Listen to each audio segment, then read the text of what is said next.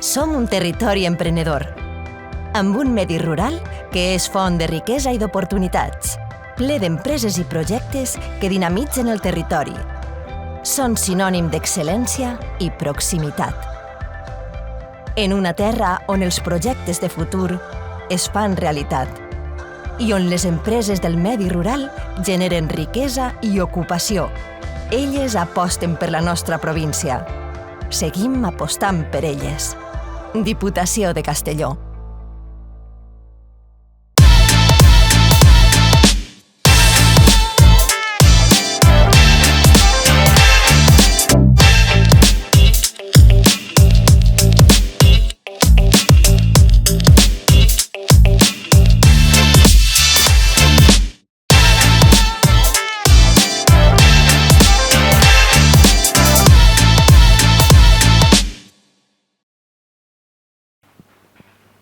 Benvinguts, benvingudes a un altre programa del Balconet. Ja sabeu, aquest espai d'entrevistes un poc diferents, amb un toc d'humor i que, com sempre, tractem també de portar l'actualitat, però amb una miqueta de perspectiva. Avui tenim amb nosaltres a Carles Peris, secretari general de la Unió Llauradora i Ramadera. Carles, benvingut al nostre espai, al Balconet. Què tal? Hola i gràcies per poder compartir un ratet amb vosaltres i en els vostres oients, evidentment. Carles, eres, entenc, llaurador també, a banda del càrrec que ocupes, eres llaurador. Vas néixer en Alqueries, si no m'equivoque. Jo sempre tinc un dubte, la gent que ha nascut en Alqueries abans de la segregació és d'Alqueries o és de Vila-real? Bueno, nosaltres al final ens considerem tots de les Alqueries i bons veïns de Vila-real. Molt bé, molt bé. Bé, el primer, tinc moltes coses que preguntar-te. La veritat és que tens un càrrec que no deu ser gens fàcil, sobretot en els temps que corren, no? I en la situació en la que està tant la ramaderia com l'agricultura. Reptes continus, suposa, i sense parar. El primer que volia parlar-te, preguntar-te sobre la sequera. Portem 3 anys de sequera pràcticament ininterrompida, no? Si mirem dades, els embassaments estan per baix del 54%, això afecta a la ramaderia. A mi, a l'agricultura, i a mi me crida molt l'atenció que hi ha llauradors, o almenys jo que sóc molt actiu en les xarxes socials, hi ha llauradors que també neguen el canvi climàtic. Això, com ho gestioneu vosaltres? Vosaltres teniu dintre de la vostra associació gent que considera que la sequera és una cosa que no té a veure amb el canvi climàtic? Bé, nosaltres des de l'organització, la veritat, pense que és una organització que al final té de tot, no? Evidentment, una organització que tindrà vora 11.000 afiliats, n'hi ha pensaments de tot tipus. Sí que és de veres que l'organització considerem clarament i veiem, i és algo indiscutible, no? De que el canvi climàtic està ahí, que està així, que ha plegat, que va continuar i que ens està condicionant ja els nostres ingressos. Aquesta sequera prolongada, per exemple, que estem patint en Castelló, que feia anys, o per almenys jo en 47 anys que tinc mai havia viscut una situació en tan poques reserves hídriques en els embassaments de la província i que ara siga una província en uns recursos o unes reserves hídriques molt pobretes, no? La segona província de tota Espanya en menys reserves hídriques. Això era impensable per a nosaltres, el qual vol dir que aquest condicionant està ahí. Quants anys portes dedicant-te a l'agricultura? Jo porto pràcticament des dels 18 anys. Sempre he sigut llaurador i després ja vaig fer llaurador professional, autònom, en les meves explotacions, i a partir d'ahir ja vaig entrar dins de l'organització i ara per circumstàncies me toca defensar els interessos dels llauradors i ramaders en aquests moments. I mai has conegut una situació de sequera com esta, no? No, jo no mai havia patit una situació tan crítica i tan dramàtica com esta. Igual, així en les zones de regadiu que en les zones de secà estan baix mínims. La nostra ramaderia fins inclús ha tingut que sacrificar més animals per no poder mantindre el cost d'explotació tan elevat i la dificultat que té per a produir. És que sembla que no som conscients de la situació de sequera que n'hi ha perquè encenem l'aixeta i és aigua, no? Entonces això sembla que no ens afecta, però l'aigua és vida per a tot, per al camp, per al ramat. Entonces, quina solució n'hi ha a aquesta situació de sequera que ja persisteix tants anys? Jo veig la situació de la següent forma. Li estem veient les orelles al llop ja. Cada vegada les veurem de forma més assídua, perquè és el que hem dit antes, el tema del canvi climàtic. Per tant, hi ha que fer coses en sentit comú. Coses en sentit comú són molt senzilles. És cada vegada estar més conscienciats en fer un ús racional de l'aigua, tots els sectors i totes les persones, i després aquelles infraestructures que ja tenim, com puguen ser els embassaments, fer les obres que necessiten per a poder albergar més aigua quan tinguem bonança o quan tinguem pluges. Per què ho dic? Per ficar un exemple molt clar i que tota la província el coneix. El pantà d'Arenós, que és el més gran que tenim, el que més capacitat té, si ara ploguera 4, 5, 6 dies, 10 dies, molta aigua, només podríem albergar el 65% de la capacitat que té. L'altra tindríem que anar desembassant. Per què? Per temes de seguretat. Això és el que tenim que intentar evitar a partir d'ara. Fer obres en aquestes infraestructures per a poder albergar més reserves quan tinguem bonança.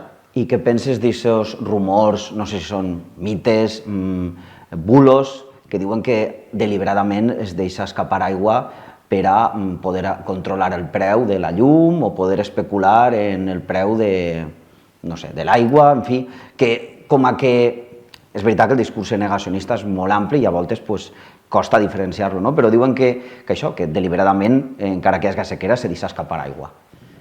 Jo pense que avui en dia està tot molt professionalitzat en aquest àmbit, en l'àmbit de l'aigua, i que n'hi ha grans professionals al front dels organismes que se dediquen a l'aigua i, per tant, jo considero que no és així. Jo crec que, i pense que el negacionisme no li senta gens bé al Camp Valencià.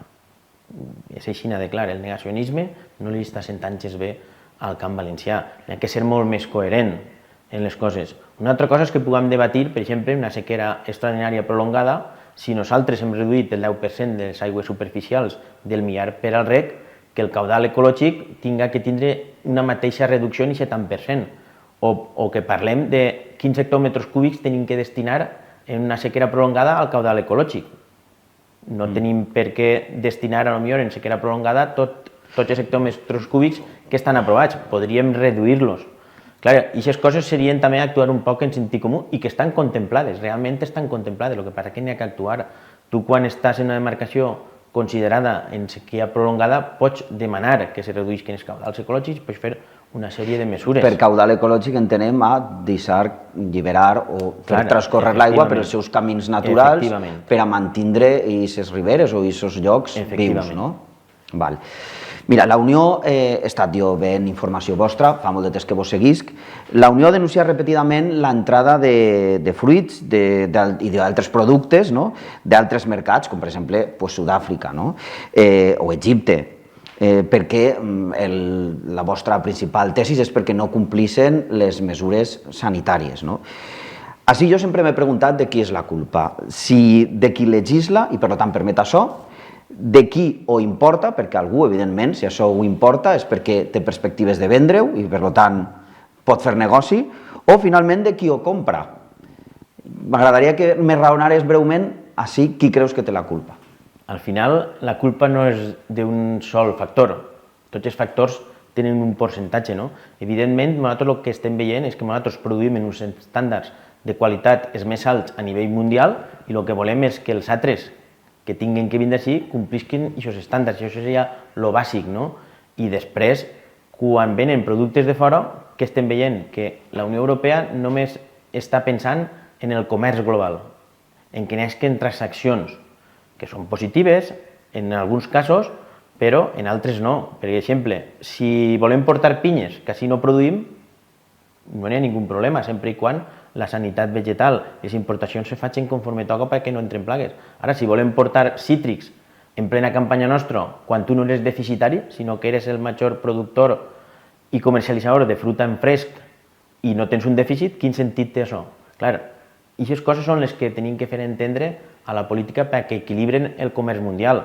Portar allò que nosaltres tenim una dependència. Si no tenim dèficit, doncs no cal portar res de fora. Allí és on n'hi hauria que apretar. El consumidor té una ferramenta molt potent, que és intentar consumir de proximitat i de qualitat, però al final al consumidor se li ha educat a que durant tot l'any pugui tindre qualsevol producte en els estants, i això és molt difícil de canviar ara. Però el consumidor, jo el que he vist és que li tira la culpa al president del govern, a Europa o a que siga, i ell després busca el producte barat. Això és el que fa el consumidor en un alt percentatge. El consumidor conscient seria el més positiu. No mira la traçabilitat del producte. Però moltes vegades tu pensa quan nosaltres mateixa podem anar a comprar, que moltes vegades anem en més pressa del degut, tu al final compres allò que tens en l'estand i que veus en l'estand, allò que t'ha vellit, no acabes moltes vegades fijant-te en el que estàs comprant. Cada vegada la gent sí que va conscienciant-se un poc més d'observar l'etiquetatge i intentar comprar un producte de més proximitat, però altres vegades no. Com distinguis què és un producte de proximitat? Per on fica origen, perquè l'envasat se pot haver fet així, però el producte pot vindre d'un altre lloc, no? Evidentment, n'hi ha que observar molt bé l'origen i sobretot si és alguna marca de qualitat o una IGP, que és una identificació geogràfica protegida, o una denominació d'origen, una DEO. Això és molt important també apostar per aquests productes, perquè ahí sí que no n'hi ha un engany. Una altra cosa és que moltes vegades se juga un poc a enganyar al consumidor en l'envasat, no? Envasado en Espanya i el producte no és de fora o està molt xicotet. La deficiència en l'etiquetatge i en etiquetatges clars també redunda en contra del consumidor. I si compren la fruteria de baix de casa, que considere que és de confiança i que, òbviament, me ven a granel, no n'hi ha una malla, no n'hi ha... Està obligat el venedor a identificar aquest producte correctament d'on ve? El venedor hauria d'identificar d'on ve, perquè també és positiu, pense jo, per a les xicotetes tendes, identificar clarament d'on és aquest origen. També n'hi ha que dir que les tendes mitjanes solen anar als mercats de proximitat, als mercats d'abastos, que són productes de llauradors de proximitat. N'hi ha poc de producte d'importació en campanya, en temporada, en els mercats. Normalment és el que ocorreix. Una altra cosa és el que no produïm nosaltres, que evidentment ja sabem que n'hi ha molts productes que no es produïm, es porten de fora i només ens tenim que preocupar d'intentar que n'hi hagi un bon control en els protocols d'importació per a que no ens entren plagues, que és un hàndicap també molt negatiu per al productor, que ens entren noves plagues.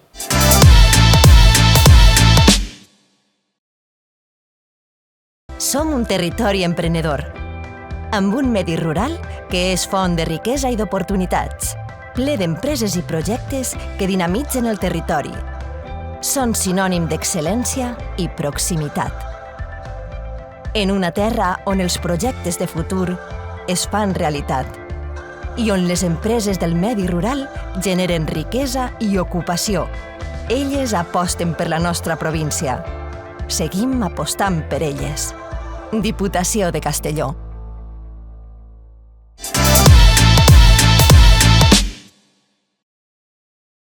Tots hem vist unes imatges fa un temps de tu en unes protestes al Port de Castelló quan va haver una temporada durant uns dies que es van tallar moltes carreteres precisament per les protestes dels llauradors. I suposo que tot el món haurà vist aquestes imatges teues que la policia se t'endú d'allí, de la barrera que vau tallar. Van ser trending topic. M'agradaria tornar a aquest moment. Vas decidir posar-te expressament en un lloc en el que estaves a primera fila i que per tant podia passar-te això, te ho vas trobar, com se va gestar aquesta situació? Al final se gesta d'una forma que realment no t'ho esperes. Tradicionalment nosaltres sempre hem eixit a fer protestes al carrer d'una forma molt ordenada, però esta vegada vam decidir fer un tall en el Port de Castelló perquè... El Port de Castelló per les tasses, no? Sí, efectivament. Era algo que era molt llamatiu, que en plena campanya de cítrics nostre el Port de Castelló bonificava l'entrada de cítrics de fora. Claro, diem, home, al costat de casa... I això què bonifica? Qui decidís bonificar això? Els consells d'administració d'esports, quan fan el pla d'empresa de tot l'any, són els que decideixen quines mercancies o quines tasses bonifiquen. Per tant, això és culpa del Port de Castelló? Això era culpa del Consell d'Administració del Port de Castelló. Per això nosaltres vam dir, al costat de casa no estem disposats també a que es fiqueu l'alfombra roja als productes de fora, que així no som deficitaris, i als importadors de fruta d'ací, perquè al final són importadors d'ací, que se beneficien de que tu li descomptes el 40% de les tasses d'importar, en aquest cas, cítrics.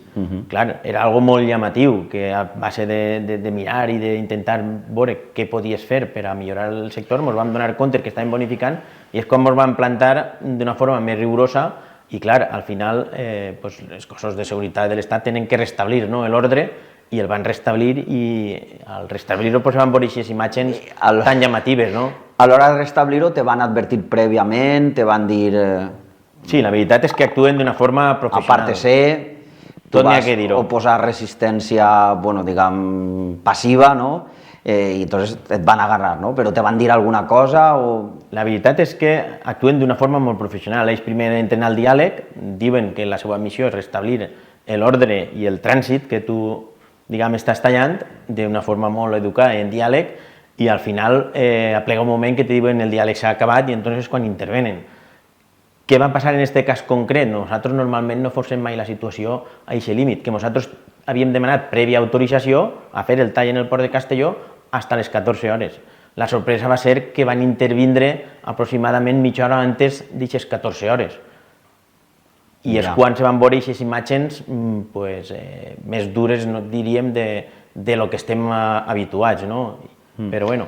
I heu rebut alguna resposta del port de Castelló, ja que, com hem dit, són ells els que bonifiquen l'entrada d'estos... Sí, la veritat és que hem tingut una bona resposta per part del port de Castelló, que en el pla d'empresa hi ha presentat, perquè ells fan el pla d'empresa i el presenten a ports de l'Estat i ports de l'Estat és el que aprova el pla d'empresa de cada port espanyol. Castelló ja l'ha presentat sense bonificacions a cítrics de fora, per tant ha eliminat aquestes bonificacions. El que voldrà portar cítrics de fora per Castelló tindrà que pagar el que correspon i no tindrà ningú avantatge, que és el que buscàvem nosaltres. Ara ens falta aconseguir València, que ha dit que ho va revisar, però oficialment encara no ha anunciat que les retira, perquè València cal recordar que també bonifica el 30% a la importació de cítrics de fora.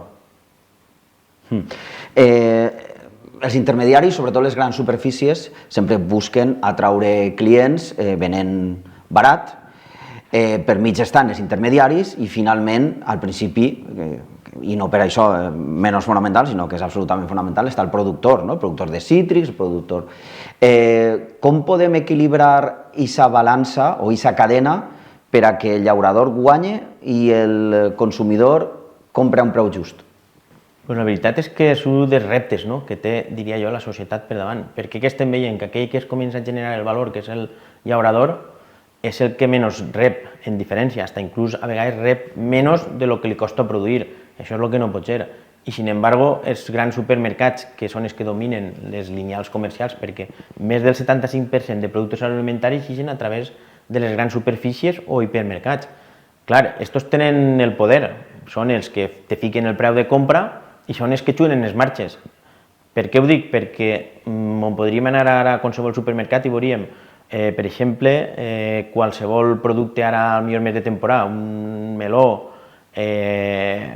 com a producte estrella, oferta que és molt barat, que dient, vine, compra així que tinc meló barat, i altres productes que el diferencial de lo que està cobrant el productor a lo que està pagant el consumidor és bestial, com per exemple l'oli d'oliva, que nosaltres estem cobrant un preu un 3% per dalt que les últimes campanyes perquè n'hi ha cert dèficit en la producció, però els supermercats ja porten molt de temps venent per dalt de quasi un 60% per dalt del diferencial que n'hi ha. Clar, al final el consumidor, si tan car és, què ha passat?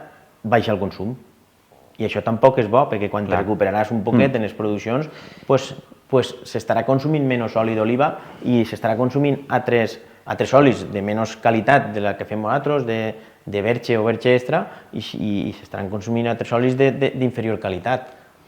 Ara reprendrem el tema de l'oli, perquè sí que tinc una pregunta respecte a l'oli d'oliva.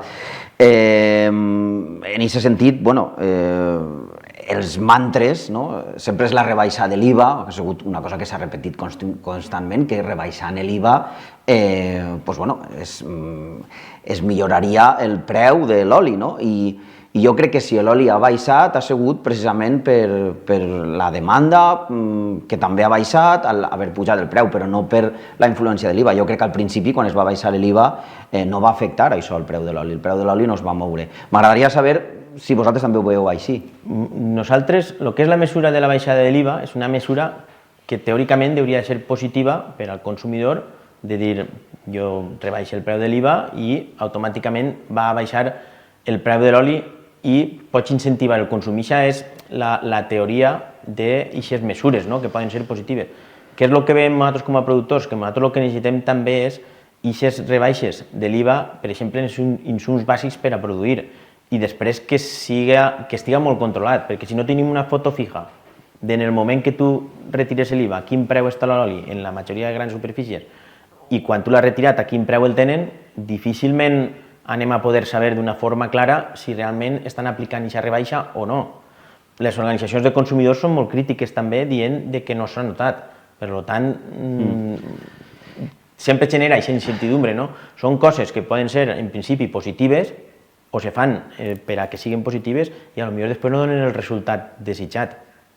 I, Carles, des de la meva ignorància, no vos heu plantejat mai ser vosaltres els intermediaris i el punt de venda? És a dir, tindré una sèrie de tendes de la Unió que directament vosaltres oferiu el producte de tots els que formen part de l'associació? Sí, mira, nosaltres hem tingut venda directa. O sigui, nosaltres teníem Punt de Sabor, que era venda directa de productes dels nostres productors. Però què passa? Que en un món tan global i tan agressiu, en un capitalisme tan agressiu, moltes vegades el que hem dit abans, al final les grans superfícies i supermercats són els que s'emporten la gran part del consum.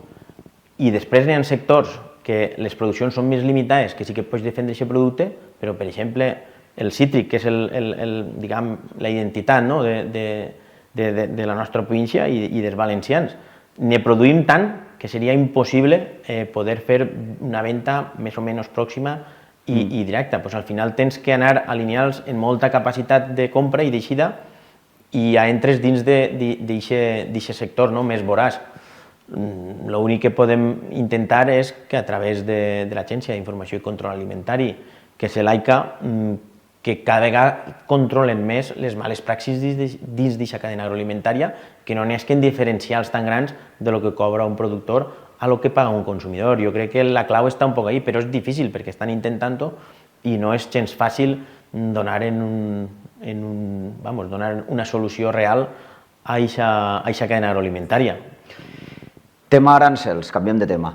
Estem un poc en guerra, sense voler-ho, supose, o sense buscar-ho, en Xina per el tema dels arancels. Els vehicles elèctrics és un altre cas, però és il·lustratiu. Els vehicles elèctrics que venen de Xina són més competitius a nivell de preu, però també Xina té més tradició creant bateries i, per tant, aquests vehicles, i Europa no és capaç de competir en això i amenaça amb arancels. Per tant, la resposta de Xina és perfecte, nosaltres també ficarem arancels als productes d'Europa. Això a vosaltres vos afecta a la ramaderia i l'agricultura? En aquest cas, si al final se fan efectius, per exemple, Xina vol imposar als làcteos que ens veuríem afectats, perquè també hi ha exportació, per exemple, de formatges o de qualsevol làcteo que nosaltres també som productors, no som els més productors a nivell nacional, però tenim producció. I després el porcí, que el porcí sí que és un sector important a la província perquè tenim moltes granges de porcí en l'interior de Castelló i també se veuria afectat tot el que serien els envios a Xina per l'arancel. Al final el que te faria, si tens un arancel, veurem si el fiquen o no, i la quantitat d'arancel que fiquen, possiblement quan t'imposen un arancel a vegades te maten un mercat. Ja ho hem viscut, per exemple, en els cítrics en Estats Units, en els arancels del 25% per el conflicte de Boeing, també un conflicte que no era agrari, vam imposar Trump un 25% d'arancel als cítrics i aquest mercat l'hem acabat per perdre'l. Ja veníem en regressió, allí ja, avui per avui, ja no m'ha enviat. I les conseqüències estan, les guerres aranceliàries no són bones, crec que per a ningú. El que sí que és de veres, i vull puntualitzar, és que la Unió Europea se tenia que plantejar un poc el fer un comerç ordenat. Allò que tu no eres deficitari, jo crec que sí que s'haurien de plantejar quan venen productes de fora que tu no eres deficitari, algunes mesures correctores, perquè si no, al final, si tu no eres deficitari i te ve de fora, per poc que ne vinga, és quan se desestabilitzen els preus i se desestabilitza un sector. I aquestes cosetes jo crec que sí que n'hauria que considerar-les i fer una millor política comercial de la que s'està fent en aquests moments. Carles, per acabar, ha hagut alguna milloria respecte a l'administració actual autonòmica, la Conselleria d'Agricultura, respecte a la de l'anterior govern del Botànic? La veritat és que hem passat un any en una conselleria en mans de Vox, que jo crec que estaven molt pitjor que en el Botànic, perquè no havien sigut capaços de fer res en un any, però res és absolutament res, no havien pogut habilitar ni una sola ajuda per temes de sequera, no havien sigut capaços de portar cisternes d'aigua als nostres ramaders que no tenen aigua en l'interior, totes les peticions que havien fet eren nules. Vox, un dels seus punts estrella és sempre el camp. Sí, jo crec que van aplegar en certa il·lusió per a alguns del sector agrari, no n'hi ha que negar-ho, el sector agrari pareixia que en el discurs de Vox se podria sentir còmode, però jo vaig detectar en seguida i ho vaig dir, jo dic que Vox és el partit del campo però sin el campo. El llaurador se va veure clarament. El llaurador és conservador o progressista? Jo crec que tenim de tot, però evidentment crec que és un sector un poc conservador i no n'hi ha que amagar-ho. Jo crec que tenim una vertiente un poc conservadora, però les noves generacions i la gent així més jove, jo crec que també hi ha gent més progressista, més oberta als canvis, més oberta a l'adaptació del canvi climàtic i anar veient coses que ens estan fent mal, com és el canvi climàtic, i ens està costant donar una resposta agronòmica per a tindre produccions, mirar com podem millorar aquestes situacions, perquè si no al final no anem a poder produir.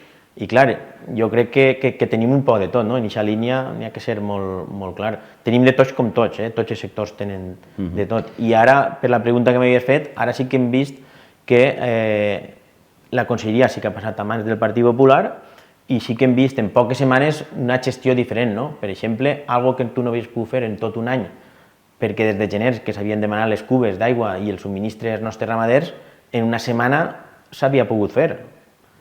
Les ordres d'ajudes, per exemple, a un cultiu com la cirera, que estava passant molt mal, que Castelló té el 23% de superfície cirera, que no s'havien pogut publicar en tot un any, en una setmana s'han publicat també aquestes ordres d'ajuda. O sigui, que estem veient ja que n'hi ha alguna cosa de gestió i inversió en el sector que no és superimportant, però estan sent més positius. Veurem ara el treball aquests pròxims mesos i ho valorarem, però de moment sí que hem notat un xicotet canvi en aquesta conselleria. Carles, no tenim més temps.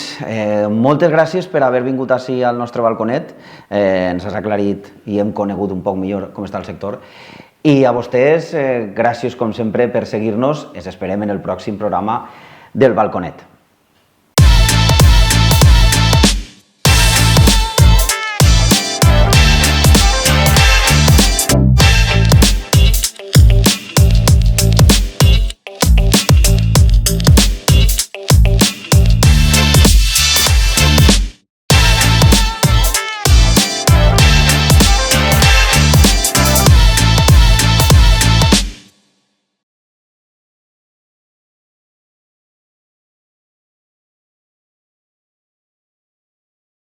Som un territori emprenedor, amb un medi rural que és font de riquesa i d'oportunitats, ple d'empreses i projectes que dinamitzen el territori.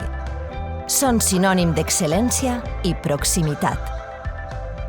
En una terra on els projectes de futur es fan realitat i on les empreses del medi rural generen riquesa i ocupació. Elles aposten per la nostra província. Seguim apostant per elles. Diputació de Castelló.